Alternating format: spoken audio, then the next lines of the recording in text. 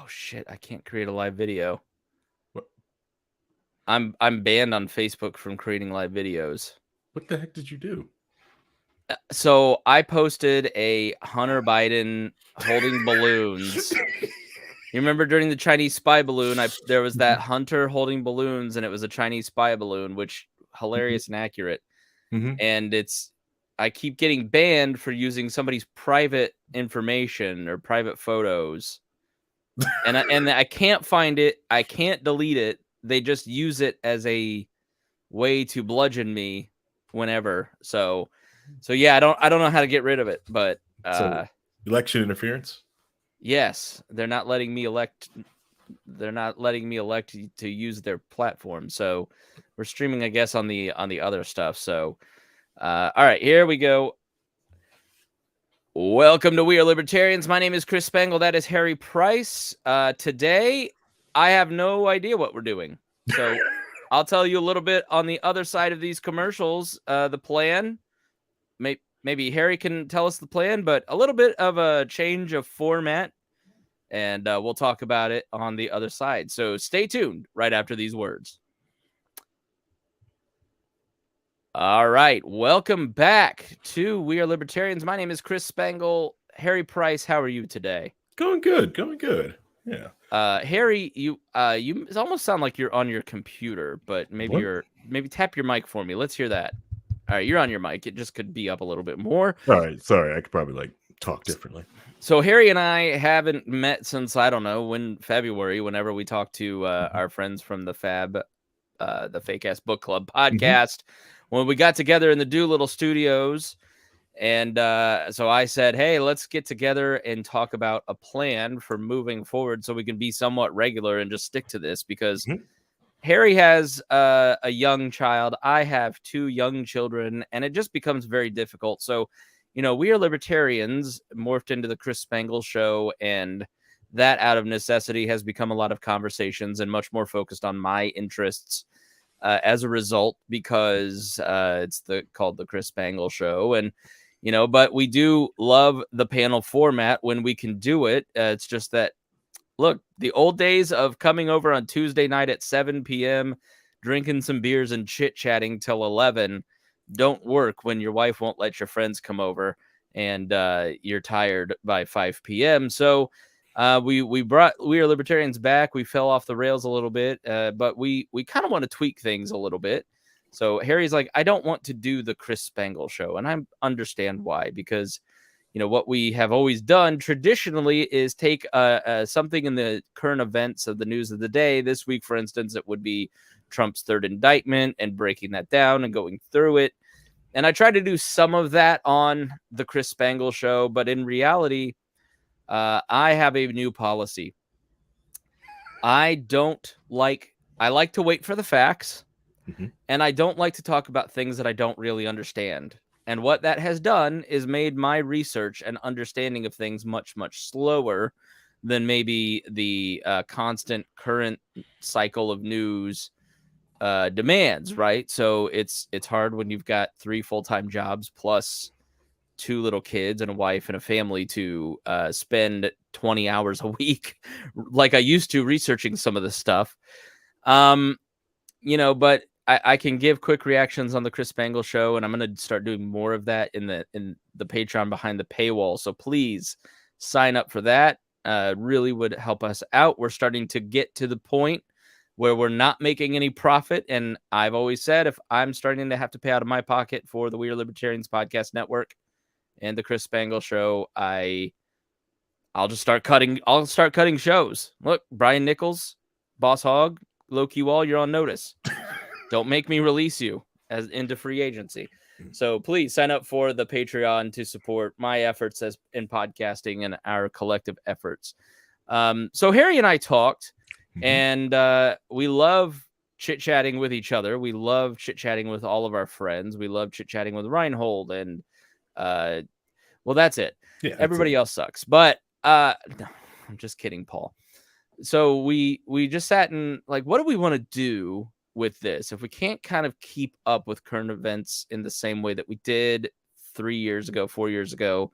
we can't really get together every week like we did 4 or 5 years ago. How do we want to do it? And so what we agreed on was Harry basically once a month, we're going to get together at the Doolittle Studios, or we're online today because I was out of town and I woke up at 10:30 and I'm tired. So uh, I'm really tired today, Harry. I had a really cool opportunity that I will tell you about that is something I never thought I would be able to do, something that is very fun and that you will get to watch at some point in the near future.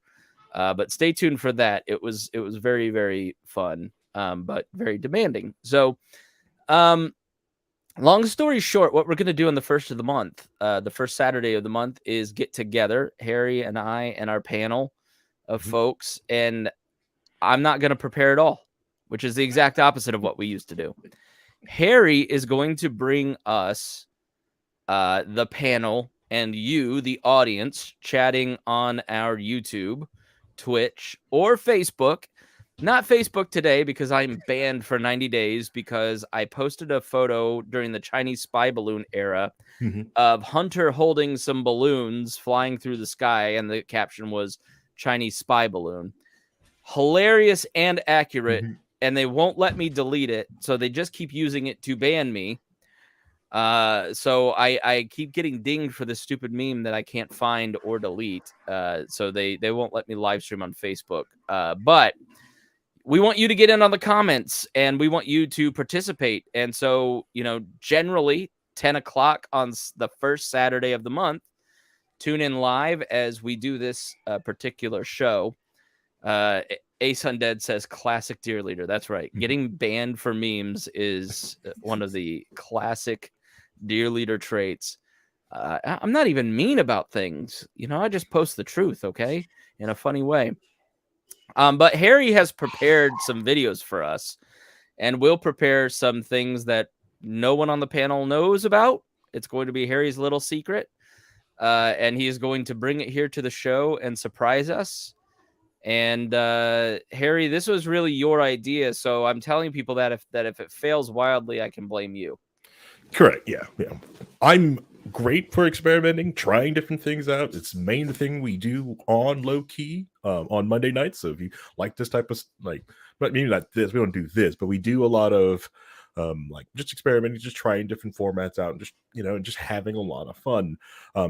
That one is a little bit less politics. We do we kind of go around the edges on that show, but this one, and even today, this one's not really technically delve into too much of the politics on what's going on. This is more of going off to the side of it. So I got a couple of videos that I just kind of of people in different spaces that I'm sure that Chris Bank does not even have on his radar, and probably some of the listeners don't even watch. I'm perpetually online, especially now that I work remote. You're very online, as those of us in the real world like to say. Yeah. The only time I'm ever offline is when I'm at the gym or doing hot yoga. Other than that, I'm probably online because it's just easier this way. Yeah. So Harry's going to surprise us here after we thank our patrons, and I like the idea of Harry taking me into spaces that I don't see. I have for 25, 30 years just existed in the conservative magazine opinion space. So National Review people and people that are kind of in that vein, that's sort of been my formative group of people that have helped me understand politics. And then, the libertarian vein of Reason Magazine and Ron Paul and some of that. So that's always kind of been my thing. That's my feed.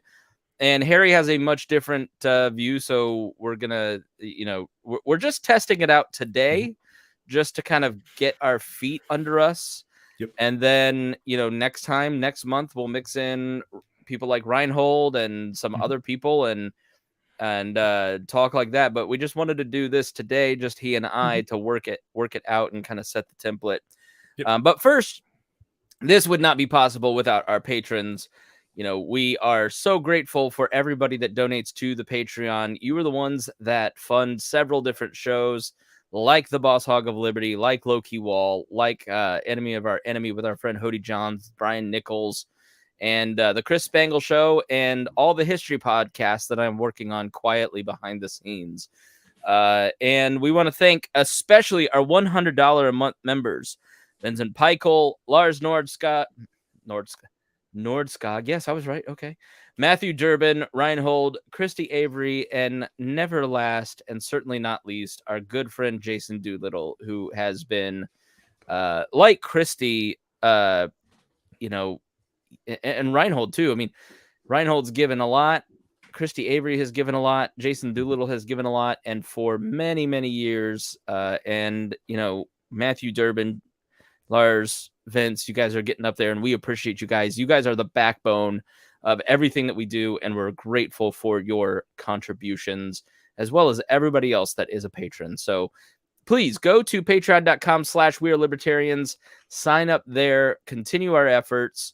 Kids are very expensive. Very. I just, we're working on some things that are going to help us grow. And I just, it's, if you get something out of all of the shows that we do, out of the Chris Spangle Show, out of the We Are Libertarians, then you've got to pony up. That's just how it works. It's value for value, Harry. Yeah, I did scare Dear Leader a little bit because I sent him like some of the screenshots of the photos of the receipts when Gunther was the Niku. Yeah, it was like, this is what we pay. This is many years of salary for me. I was like, holy cow. Christy says, I miss Profiles on Liberty, and Caleb Franz is working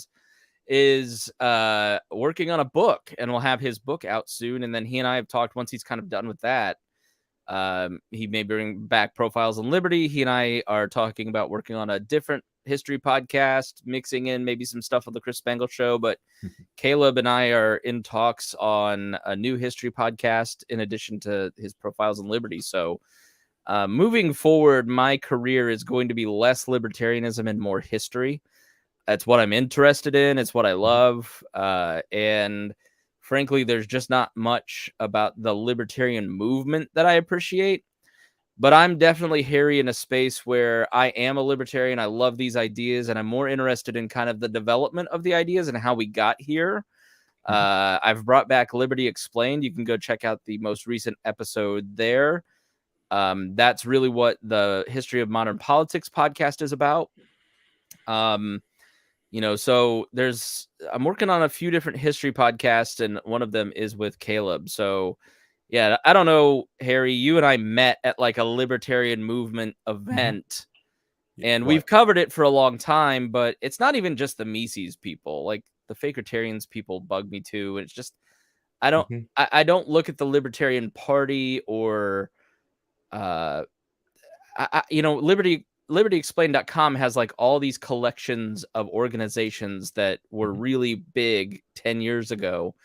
Most of them are either not functioning anymore or are just completely right-wing, pro-Trumpy, trying to get a bite of the grift pie.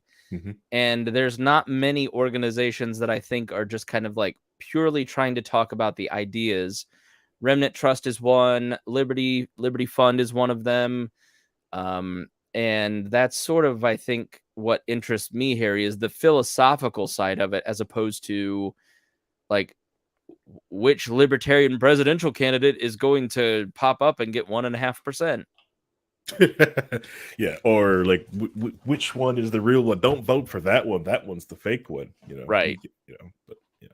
But yeah, I feel you on that one because it's more of I also like, especially with Low-Key, I want to do like, yes, believe in these ideals and I do this thing, but I do other things, like I'm into computers. Like that's why I like bringing Vince and everyone else on. Like, hey, we did the whole media that brought that shaped our ideals. So it's just like, hey, listen, like, hey, we watch these anime, we listen to this type of music, so you can see people in these spaces doing the same things. Like, yes, like, so the whole spirit to me was like, we are libertarians of, this is us doing things out in the world, doing things, being libertarians in different spaces. You're exactly right. Like the whole point of it was always, we're a libertarian show that is having fun, chit-chatting about the ideas, but you can not be a libertarian and listen to it and enjoy it, which is really where I'll ask you to set up the first clip. But that's sort of what we want to get back to, that spirit, at least once a month, having a show like that where we're maybe talking about some different things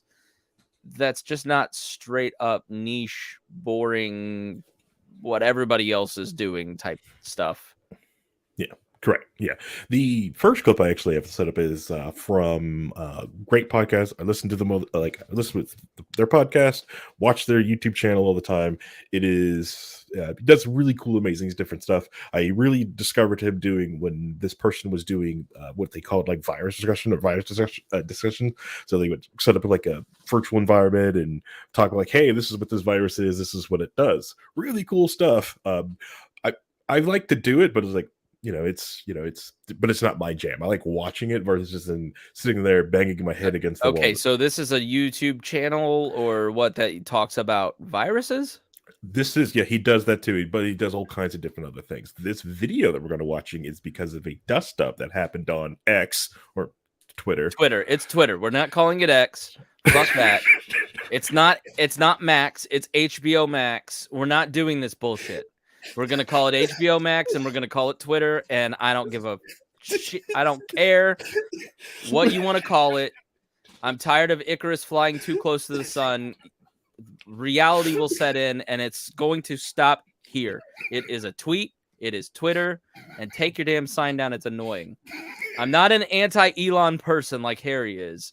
I don't have a knee-jerk reaction, but this one annoyed me. And bring back blocking, because there's a lot of people I want to block. I don't want to hear from them. Sorry, I was waiting for you also to do the Picard speech. The line must be drawn here and now. No, I refuse. I will not call it Max. I will not call it X. Stop it. So it's a Deer Creek to you. Yes, it's still the Hoosier Dome to me. Damn it. That's fine. All right. So, anyways, a dust up on Twitter happened between Mudahar, aka Some Ordinary Gamer, and one of the largest streamers on out there in the world right now, which is XQC. Does a lot of amazing different streams but a lot of it like gambling and react streams. And the dust up happened, which will show. Kick up the video is the reaction to it. So I set it up. All right, yeah, here we go. Did it? Today's video is about a little controversy. Yeah. So okay, who's this guy? This is Mudahar, aka which is YouTube channel with some ordinary gamers, which like I said, great podcast. Check them out. Watch some stuff. We are not going to watch the whole video. I've got some time codes. We're gonna so we'll skip around. I've also lowered the quality down because I want you to go on his channel, watch it in full HD and amazing. Also, it's lower space on my hard drive too. Okay. All right. Hit play. All right. A little bit of juicy, debate back and forth. Oh, I just noticed me uploading it here to the streaming. I can't see I don't have no time. Oh no! Do you want to pause here and you pull up the YouTube video? Wait a minute. Oh, okay. Apparently, okay. I can see it now. No, I have to hover over the dot.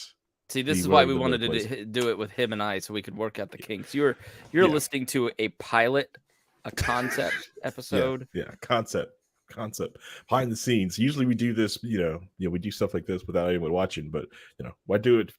Look, not having our shit together and being unprepared is classic WAL. Okay.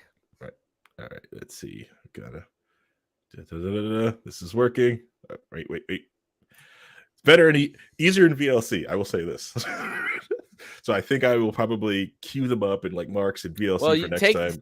You take it out of StreamYard and then put it into VLC and then pull up the VLC streamer and just share that window. I got it. This will work. This is work because I don't, this is working. I don't want to sit there and try to share it and then we have to probably, I don't know what will happen. Let's just really want a cheeseburger right now. You're making me, I don't know why I'm hungry. Oh, I'm starving. I just did a 60-minute HIIT Pilates class, and I just I only showered and sat down at this desk. was really hoping you would cancel so I could go get a cheeseburger. No, our agreement is we cannot cancel, no matter how much I wanted to cancel last night, so I could take a Sominex and sleep till 3 in the afternoon. I did not. That's fine. That's fine. Maybe we should start. Well, anyways, I'm gonna hit this video so we get going because I want a cheeseburger now. Damn it. Anyways, back to the video. Claiming tools, then yes, I'm going to talk about it. Anybody that's suing a YouTuber, I will talk about it because these are insane situations to be getting into.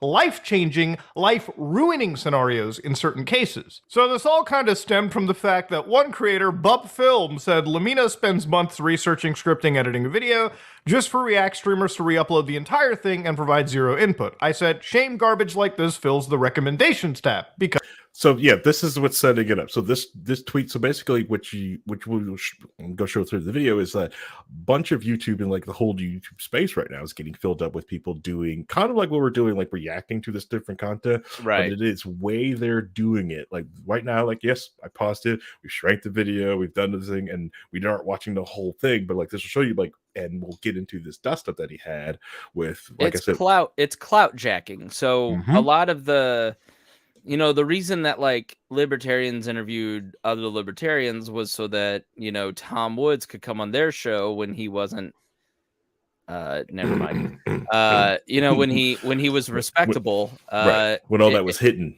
Right. And then, you have Tom Woods on so you can clout jack his to raise your right. So like, that's part of like, Joe Rogan has a platform, but there's some podcast in the comedy charts that reviews Joe Rogan podcasts, and they're like number 15 in the charts. And I don't know what value they actually offer to people, but I would never listen to it because they're not offering the initial source. Like Lex Friedman. I don't know who Lex Friedman is, but Lex Friedman is able to get all these famous people. I think Dave Rubin's a great example of this. David Rubin offers absolutely nothing to anyone.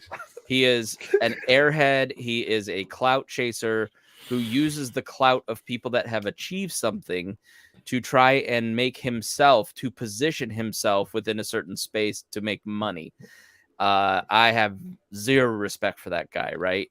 And so what a lot of people are doing who they can't get Mr. Beast on their podcast, they don't have the talent of Mr. Beast, will go on and do a reaction video to Mr. Beast to use his algorithm lift and searchability to get eyeballs on their stuff. And it works great, Harry.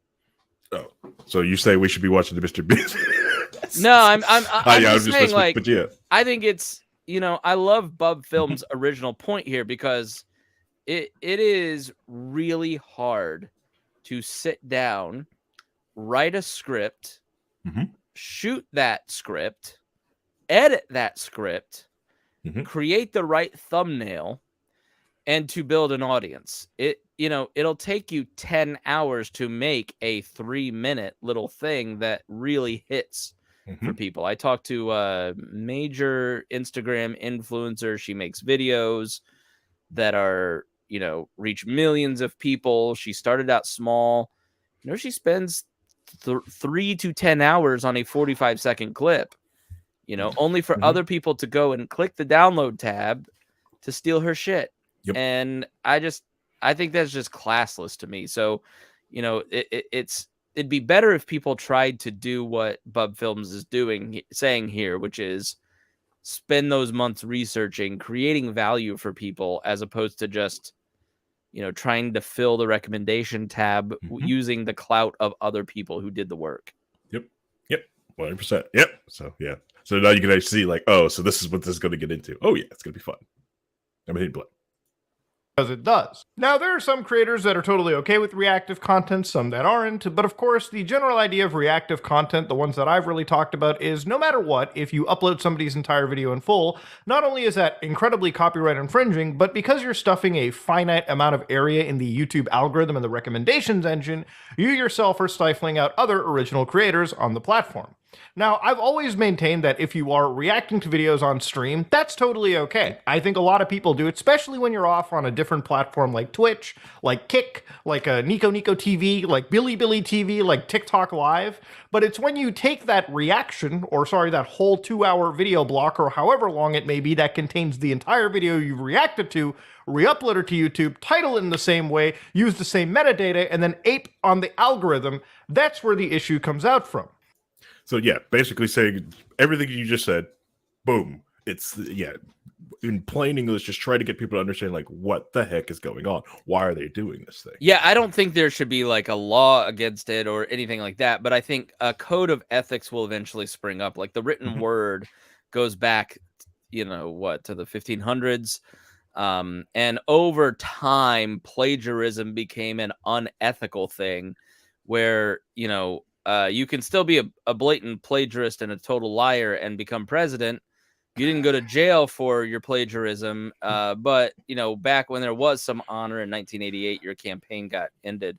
I'm talking about Joe Biden. Look up his plagiarism scandal. But I think it's a good example, like in colleges, you're not going to go to jail for plagiarism, which if you don't know that word, that's where you blatantly just take a piece of writing. Like I can't go to Jonah Goldberg's a writer that I like reading. I can't just go copy and paste 2 paragraphs and say Chris Spangle wrote this.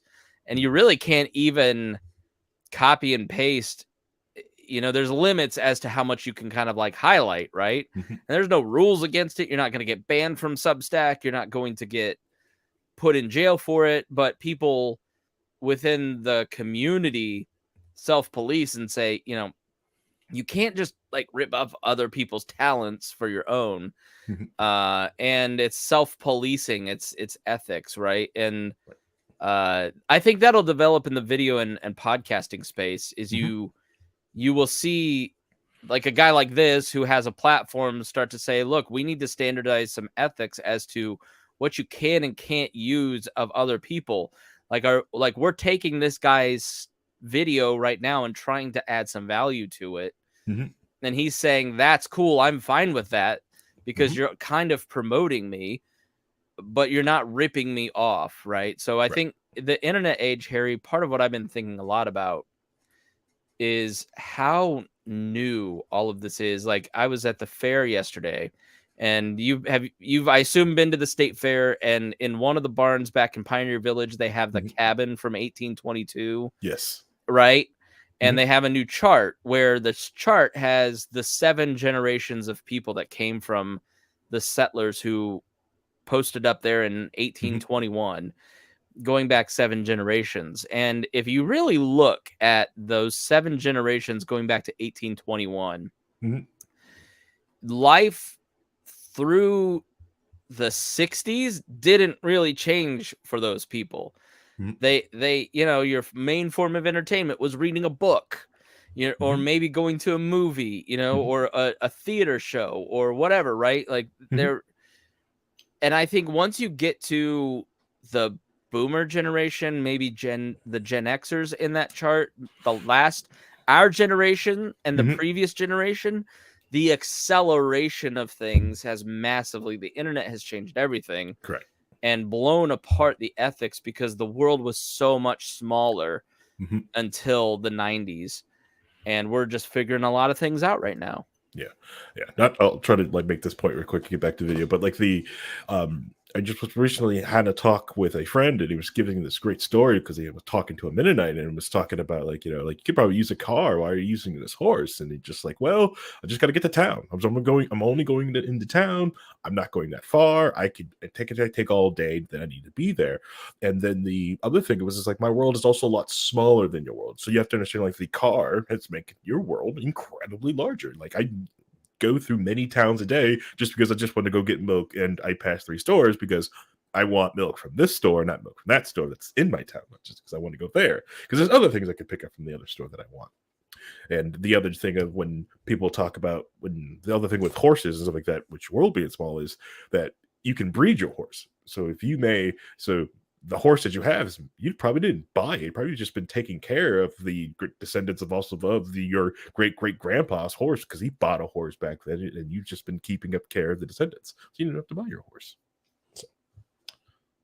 Michael Rose says, what is almost as bad is people who take other people's content and pass it off as theirs, but in a different language from the creators, which I didn't know was going on. Yeah, that sounds awful. But probably especially happens in, especially like because people who speak English, unjust English, they're probably, don't know that like they're watching a video of someone from a different language, and vice versa. Like someone could easily, now I'm thinking I may just start jacking the Chris Bangle stuff and just translate it to German and French. Go for it. Let's see how we do. I mean, I'm sure the Parisians will hear it and start writing. Probably. Next, she decided to clap back and say, I wonder what triggers people like you so much. Revenue share? Audience split? Algorithm? I heard this complaint a million times, and most public figures try to attack it from multiple angles. Now, at this moment in time, nobody's bringing up revenue. I'm just really talking about the impressions, right? Based on the finite recommendations algorithm, if I'm trying to watch videos out of like 12 possible blocks after my first YouTube video, and all of a sudden, my 12 recommended videos, like 5 of them are reaction videos because I've watched similar content, and obviously the metadata is being aped, that's a problem. That's what people are talking about, because it stifles out original creators. That's pretty much it. Now, I really responded back after that by saying, I know you're not the brightest, but I didn't expect you to be this intellectually dishonest. And I pretty much go with the entire statement that I made. I've even said that we've demonized individuals like Jinx back in the day for being a terrible reaction creator. Now, to understand, the reaction history on YouTube has been insane throughout the years. And I'm going to go. So yeah, so he goes to different examples like that, but I want you guys to go watch that video, watch his stuff like that. He did research, go like that. It's really cool videos that he does. But like the thing is, like with Jinx back in 2017, is that he would legitimately like would put on like whole videos. So almost like he would put on let's just say like a Brian Nichols video, and just watch the video with him really small in the corner, just watch it. Kind of Mystery Science Theater 3000 it. Not even that. It's just more like, oh, darn, man, you got that. Oh, that's the worst. Ooh. Okay.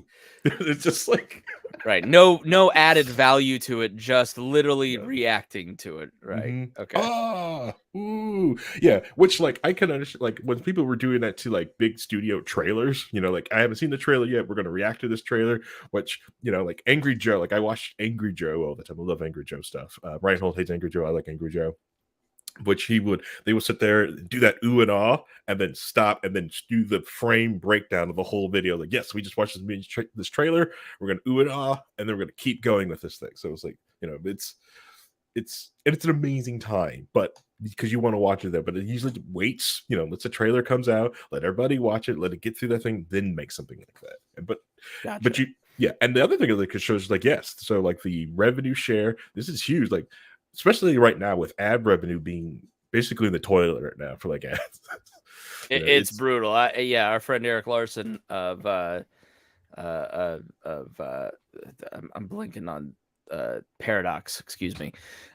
He does a show for Michigan State sports basically, and they just their network just folded underneath them. That happened to us at the Pat Down. Like it just, hey, next week we're folding. So find a new way to host your show. Ad revenue is completely crumbled. So you've got, that's why we're so blessed and fortunate to have our patrons, is that we don't have to worry about relying on advertising. We get a little ad revenue from obviously the ads that you hear from the Spotify ad network, which basically helps pay our bandwidth bill.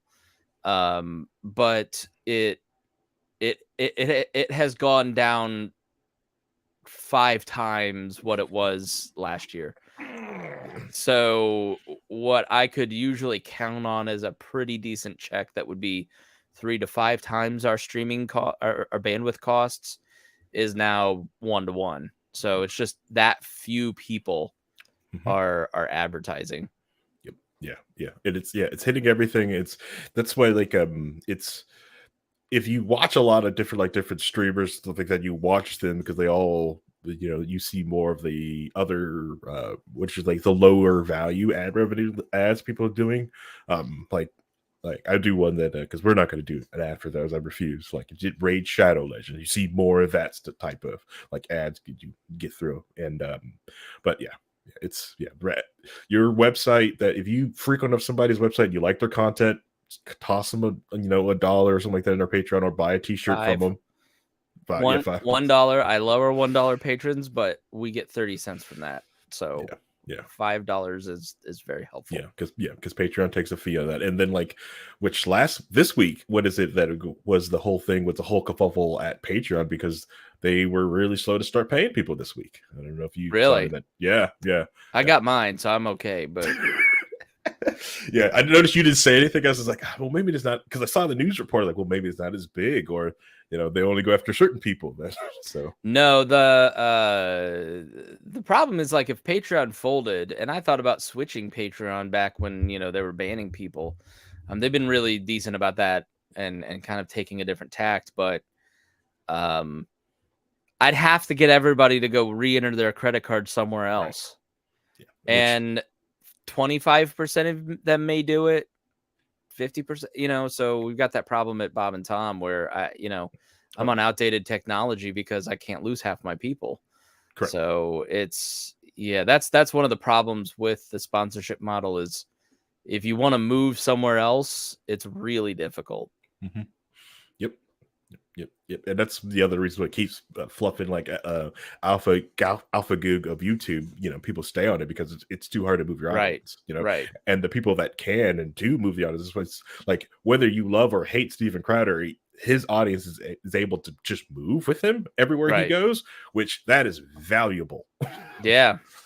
So I can, so like I said, love or hate him, at least his audience is willing to move. The core of it is have you built a community around your content? One of our big problems was getting banned from Facebook, and it kind of killed off our community. So there's not as much community around the podcast as there was before Facebook killed off our group, which we just kind of lost connections to all of these people. And we have got like 300 people in our new Facebook group, but it's not the 2,500 with half of that being active in the group. And so, people always, when in my podcast consulting business, say, well, how do I monetize this? Like, you've got to work really hard to build community and connect with your audience, sometimes on a one-to-one personal level, through events, through groups, through, what you do with Low Key WAL is talk to people and be reliable content. We're going to be here Monday night at 8 p.m. and join in and the conversation, but revenue and monetization happens with basically you have to be consistent so people can rely on you to become their habit.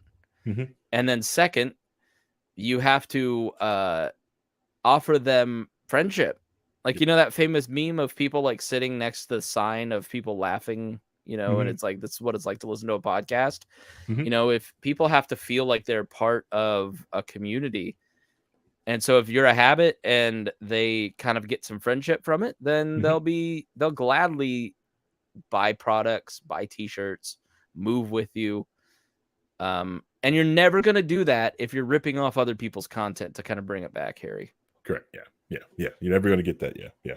You're chasing after ads. So you're just going after big fish or just doing it. Let me say something to Christy Avery. And I feel real lives help with community. They do. But I stopped the fake lives because you complained constantly. So it's been like a year. So be quiet. Yay, real. Y'all stopped. Y'all bitch so much that I stopped. I cost myself hundreds of views of my content because you and her wouldn't shut up about it. Look at the power of low key. Okay, see that key holders. The power of being annoying. See the power we have key holders. Is that what you call each other? Yeah, that's key holders. Yeah. We're still workshopping that day. Right now, it's like, the in-place name is key holders. What else does this fella have to say? All right, so then we're setting up things. So now we're going to show I fast forwarded to this a bit of markers. So we're going to do like for there's like bad actions and examples and licensing, like of people doing like good right in the field. Because like what you did say earlier on, which the video goes into is when they talk about where there's a code of ethics. So like other YouTubers, like copywriting striking another YouTuber is very in bad taste, and it's can get you shunned from a lot of different like YouTubers communities. Like, you sent a copyright strike to someone, unless they're blatantly just going after somebody, like blatantly copywriting you. It's Yeah, I learned that I have this power at Bob and Tom, so people rip off our content all the time. Mm-hmm. And a comedian, I just kind of bulk went through and said, hey, take this down. Mm-hmm. And they threatened to remove a couple that I missed in error. They were like, we're going to remove your channel because of copyright strikes, which I was surprised by. Mm-hmm. So, but I could take it back, so it fixed the problem. But mm-hmm. YouTube's kind of getting real serious about ripping off other people's content, and a creator like this guy or us has the power now mm-hmm. to take your channel if you rip us off too much. Yep. Yeah. Action, transformative content. But once you say I'm watching a video I like to my people, you have literally admitted that you're not putting a video up for fair use purposes. You're not there to comment on it. You're not necessarily there to report news. You're not there for offering like actual critique commentary. You're literally just showing a video you like to your people. Now, I'm going to just tell you right now, we can argue in a similar way, another comparison. I like the movie Hackers. I want to show it to my audience. Let me upload that review onto YouTube. Oh shit, or not review, that reaction to YouTube. Oh wait, this independent studio called Metro Goldwyn Mayer is now suing me. Oh shit, how could I have avoided this? Now XQC even watched animes like Hunter x Hunter and The Dark Knight. The Dark Knight where Kick staff had to go in and be like, we just gave you a deal, don't ruin it. Why was that not uploaded to YouTube?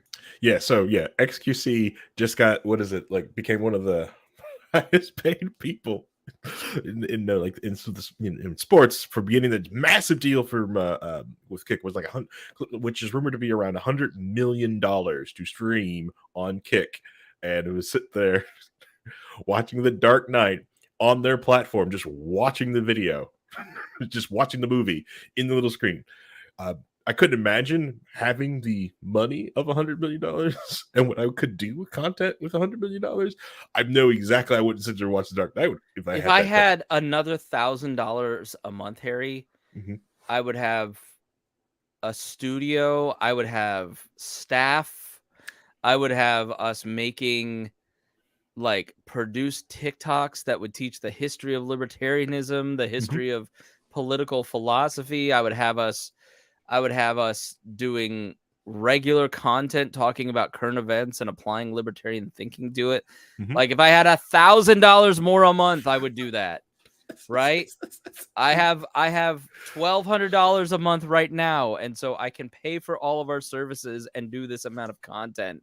But if I had $100 million, I would have a studio like MGM creating. I mean, why would you just sit there and watch?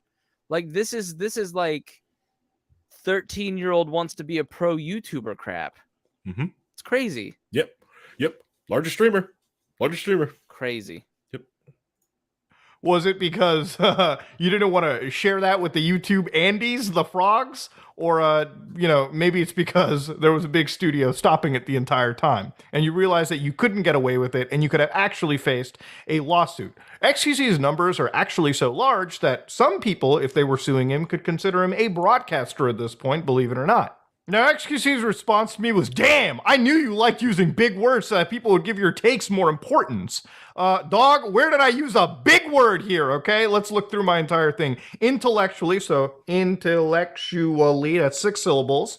Inherently, 4 syllables. Dog, I'm sorry, it's basic English, okay? We both went to university. You went for chemistry, if I'm not mistaken. I went for computer sciences. We didn't take real English, but at least we know that it's a language that we use. Come on now, stop it. Little brother used... Reddit is down the hall and to the left. Used a 2017 example where I talk about Jinx. Yeah, we talked about why that was demonized back then. And for the large part, people still demonize it now. I'm sure there are some fervent supporters of this behavior, but then again, they don't have actual evidence, they don't have facts, they don't have a cogent point for this. Also, I talk to most of the YouTubers I take big content pieces from and react to. Maybe send Daily Dose of the Internet a call and compare numbers on uploads and react. Actually, that might be a pretty good idea. But talking to most of the YouTubers isn't exactly a good answer. Unless your team is talking to all of them, your team never contacted me for watching any of my videos. Again, I'm not feeling bad about it, but I'm just saying, if you're going to say that you're talking to most, you should try to talk to all. Yeah, so it shows like a lot of the what is it, like the bad, his basically bad faith response to it. But like I said, that's the power of like XQC has, like how many numbers he has. So like I said, not only did he has that $100 million contract with Kick, like it's the fact of how many people actually watch his streams. Like if you get onto his streams on Twitch or Kick, he's got so many people watching him. He's considered a broadcaster, almost a broadcaster at that point, because how many people are watching. Yet he's willing to go through and basically reach down, grab someone else's video, and then bring it up there and watch it. And if you said like, if he's doing it to actually promote and stuff like that, like actually promote things and help people to like basically like pull other channels up into the stream, that would be okay, or reach out to them like, hey, I would like to do your video and maybe like share some like, hey, I made this from watching your video. Here's some of the cash for you, helping you out. Maybe that would be okay, but that's really happening. So yeah, I don't have anything to add to that, surprisingly. That's fine. Try to so yeah, did so I could scan. I think what I ought to do is take XQC's watching of The Dark Knight and then download it and then watch XQC watching The Dark Knight and comment on XQC's commentary. That's, I think, what I'm gonna do. It's okay. I'm gonna start like just downloading like the Brian Nichols show, rewatching the Brian Nichols show, just comment on it and see how long it takes to drive over. Can you do it with Reinhold? That's hilarious. And then Brian can watch Reinhold watching Brian and then comment on Reinhold. That'd be awesome. We just do a whole circle. Let's just say they're not on the same side. It'd be great. We should do it. It'll be a great week. It'll be a great week. We just start a video. I should start a video from Low Key Wall and just like let it go for the entire podcast of the week as we all just make a copy of a copy of a copy.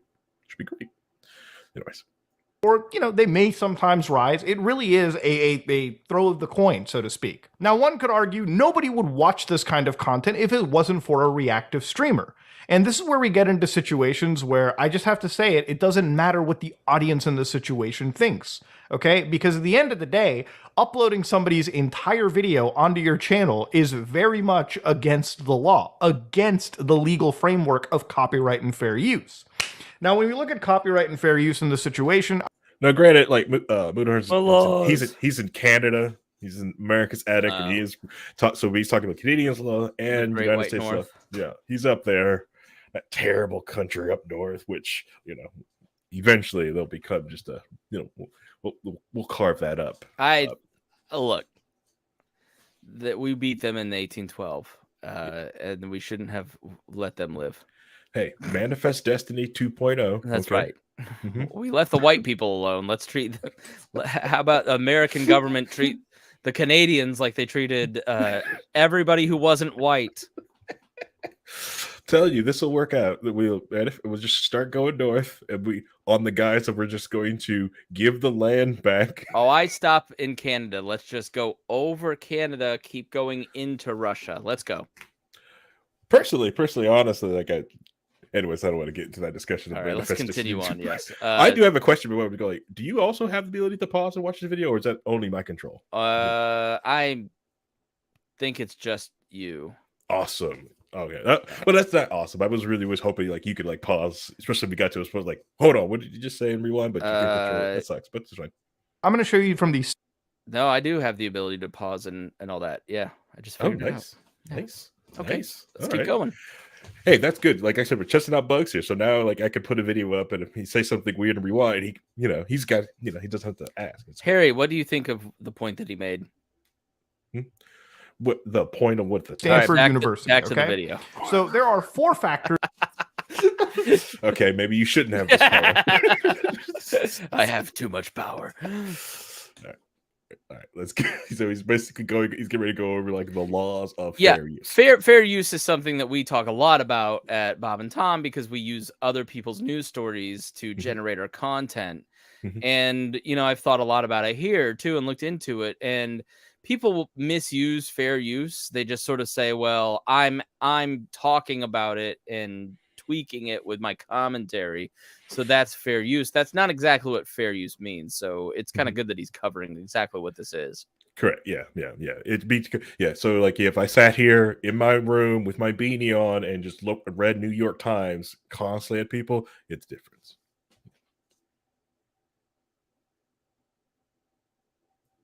Judges consider the purpose and character of your use, the nature of the copyrighted work, the amount of substantiality, and the effect of the use upon the potential market. All very important. So, for instance, one of them is the transformative factor. Has the material you've taken from the original work been transformed by adding new expression or meaning, new information, aesthetics, insights, and understanding? In a lot of cases, sitting around watching a video and then fucking doing one of these, or hey boys, I just pinched one off in the old bathroom there. I'll fucking drop some nuclear bombs if you catch my drift. Oppenheimer at that toilet. That's not exactly informative. Oppenheimer the toilet. That's funny. Yeah, so what this comes from, so one of the largest lefty political streamer, Hassan Anabi, Cenk Uyghur's cousin, right? The thing he does, he will put up whole videos of someone's content while sit there eating his cheeky nuggies in his mansion. All right, so this because look, Harry, the problem here is communists. You and I both know it. We have the conservatives were right about the educational system. We've created a generation of communists who think that content creators shouldn't get paid and that they should be able to rip off the hard work of other people. And let me tell you, creating content is actually difficult. It's not working in a coal mine difficult. It's not working as a construction crew on a road difficult. But if everybody could be a content creator that got to this guy's level, or I get paid to be me. People pay me to be Chris Spangle, and I get paid well to do that. And it's because I have spent 20 years learning how to, I don't know, create content that other people find interesting, or to bring a unique perspective, or to talk without a lot of ums and stutters, and be precise in what I say, and to be funny as I do it, right? Like, there's a skill set that I have that people pay me for, and to rip off that stuff and just say, well, I don't find you, landlord, to be a legitimate person, so I'm going to kill you and take your property because it belongs to the collective, or I'm going to steal your content because it's a generation of people who saw nothing wrong with Napster. And as much as I didn't like Metallica back in the day, they did have kind of a point, Harry, that you can't just steal people's content because somebody had to pay. You have no idea how much money it actually takes to create a TV show. You have no idea how much money it takes to create a radio show. You think that it just means that people sit down and talk into a microphone. But 50, 60 people work on the radio show that I work for. Each one of them needs health insurance. Each one of them has benefits. Each one of them has life insurance and dental insurance, and should be paid a fair wage. And the disparity in entertainment of what the top makes and what the bottom makes, I understand why the writers are striking. But all those people should be paid a fair wage. It does suck when people at the top are making millions of dollars and the people at the bottom are making 30,000 a year, right? But we have a whole generation of people under 40 that think that it's just easy to do all this. And it's not. It takes skill, it takes talent, it takes time, and people should be paid for it. But communism is the problem, Harry. Yeah.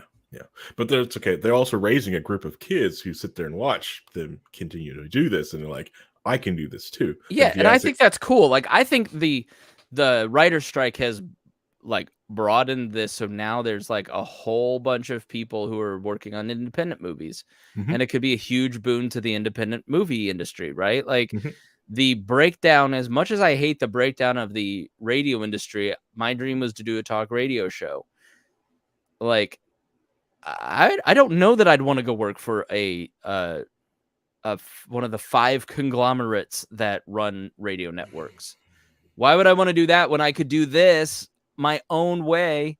And if I'm good enough, then I can build my audience, right? But it turns out I'm marginal at this. So I've built a marginally good audience, Harry, right? You know, it's opened up so many new people to do stuff. And I think that's all cool. But, Mhm. you know, we really, I think it's just about being a person of honor. Yep. And that's the problem with communists, Harry. They have no honor. They think everything is theirs. Well, yeah. Well, to be fair, nothing was really stolen. You know, Right. Why should you know, you saw it earlier in the comment. Why should this guy get paid revenue when that guy thinks that he should take the content for the revenue for himself? That guy's a communist. I guarantee it.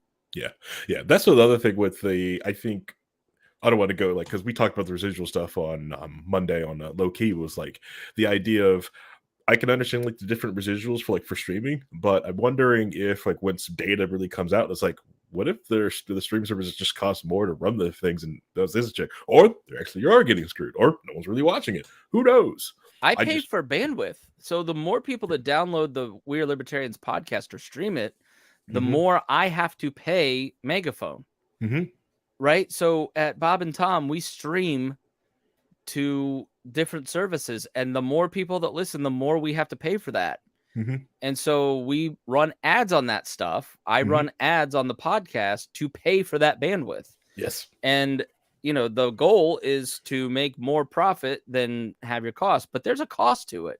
It's not as simple as just, I think, because people can kind of turn on a Twitch stream and can broadcast to Instagram Live, they just sort of think like this stuff is cheap. But a reality TV show will have hundreds of people working on what you think.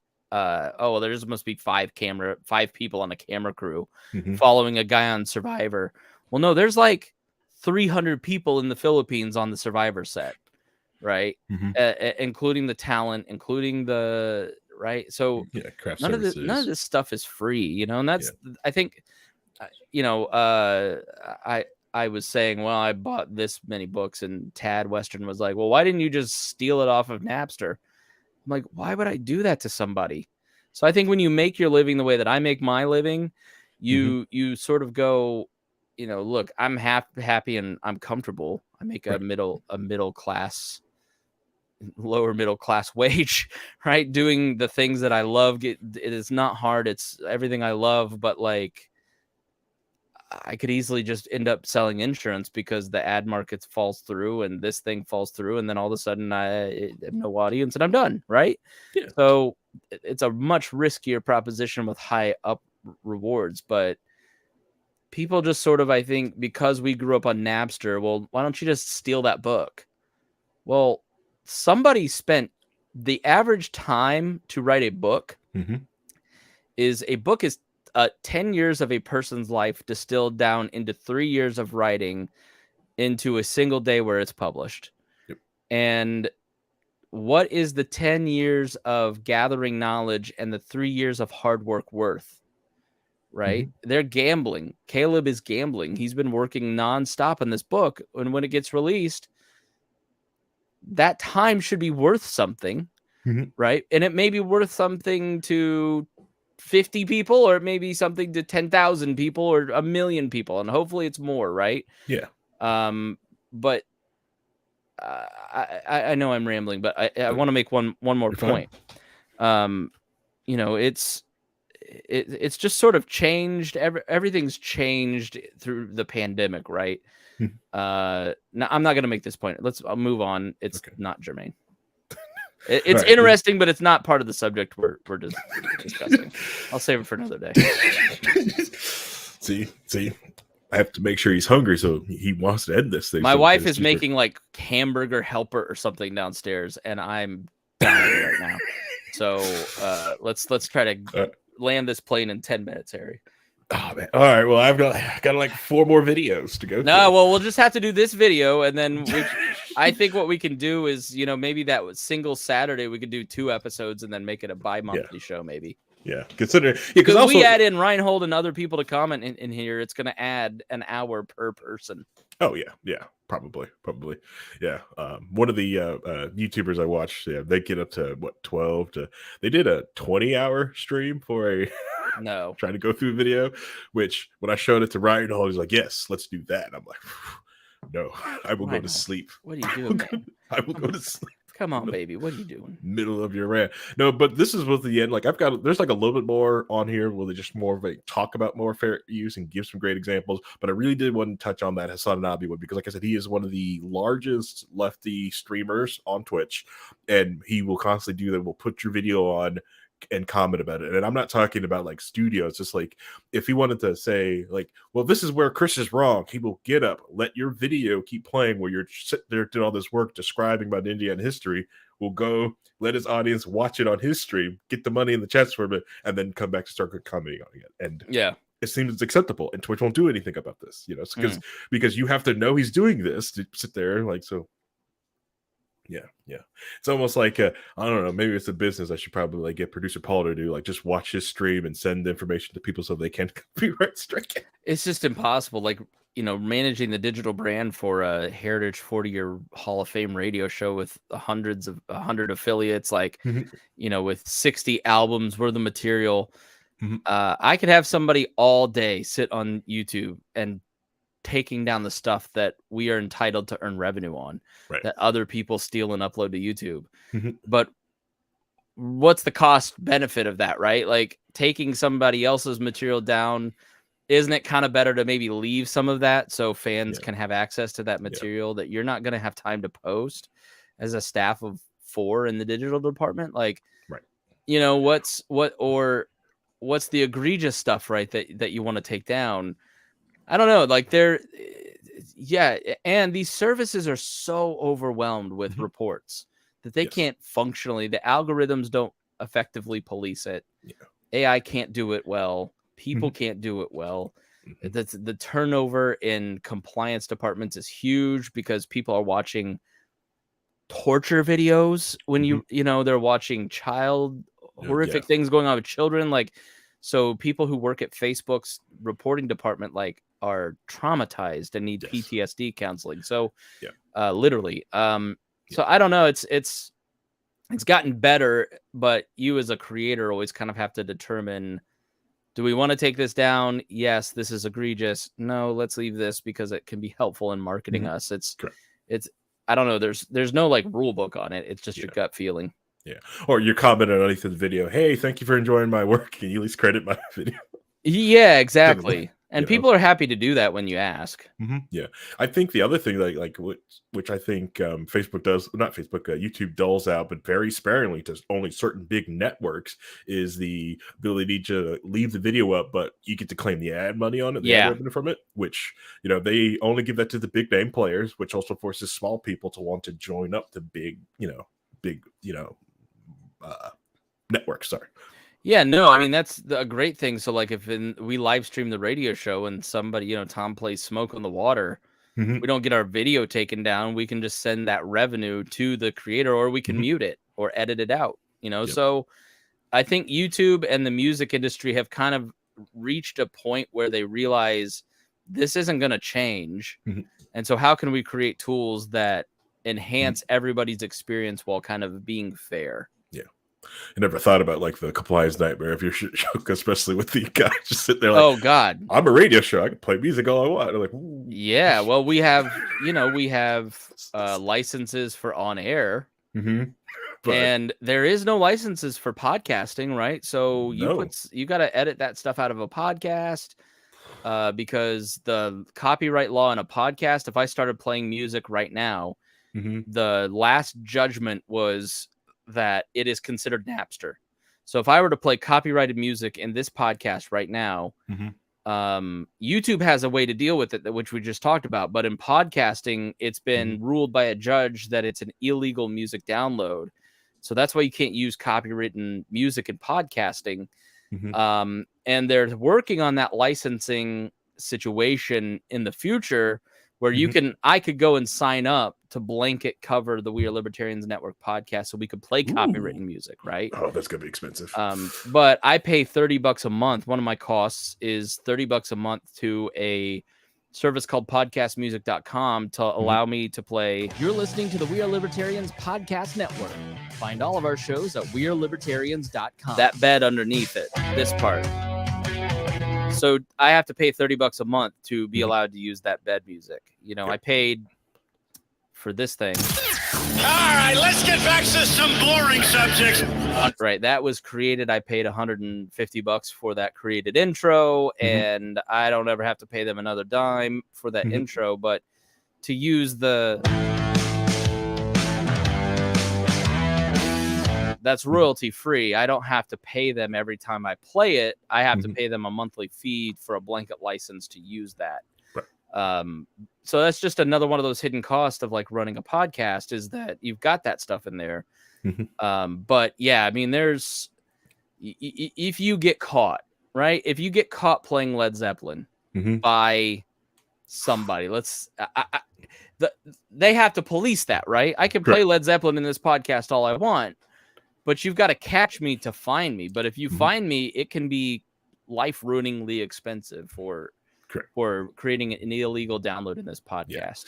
Hey, but those licensing agents, those people that own the licenses to the music, they pay people to go through and like find these things. Like Adobe does. Adobe does this. They hunt. Like I tell people every time, it's like, why buy the Pro when I just get the Student Edition? I'm like, Adobe pays people to hunt you that down. There's little watermarks in it, and they find out they will come after you. Just pay them the money. So if you, I don't know how they do it, but if you Apple has a podcast promotional thing. So you can go to this website and download a promo image for your podcast or your episode. And if you share that image on social media, you get credit in your podcast rankings. And I don't know if there's some sort of metadata in that, how they track that. You know, because I'm thinking if I just download it to my computer and upload it to social media, you've rewritten kind of some of the metadata, but they figured it out, right? And it's like you said, there are people who are hired in cities to go around to various restaurants, barbershops, stores, to walk in and listen to the music that is playing in the background, and then ask to see the license for that music. And ASCAP and BMI hires people to go and bust small business owners for illegally playing music that they didn't pay a license for. And that's another little hidden cost that every business owner has to pay to SiriusXM or to, you know, all different services that run this stuff. Pandora has a service. But yeah, like you said, they're compliance officers all around just trying to be cops. Yep. They do it to gyms and stuff like that. Like, especially like your local small town gym, you know, like they put, like, if you wonder, like, why does the music suck at your gym? That's why. They don't have to pay the little thing. What is it? I forget what the sticker they have to put on the window is, but yeah, there's a like for some of their, like, the proof that they have the license. It's on like, it also happens to karaoke too, like when you do like karaoke bars, stuff like that. But yeah. But yeah, that was the video. I was gonna go to a second one. No, we'll have to save it. You know, maybe next time we get together, we plan 2 episodes, and then we can or maybe we just stick at 1 episode a month and not get greedy. But I don't know. Yeah. The next video, like, it's also be good because this one is like, it's hot. It's really one I really like. Like a lot of people are watching it right now because of what happened in the thing. So it won't even be quick. Like if you, so next month, you'll like it. All right, cool. All right, Harry. Good video, good discussion. Thanks so much. Love you. Appreciate you. Appreciate all of you listening to We Are Libertarians and simulcasted on the Chris Spangle Show. We thank you so much. And if you liked it, share it. Don't rip it off. Actually share it from the service that you're watching on. All right. Thanks so much. We appreciate you. And we'll see you again here on We Are Libertarians.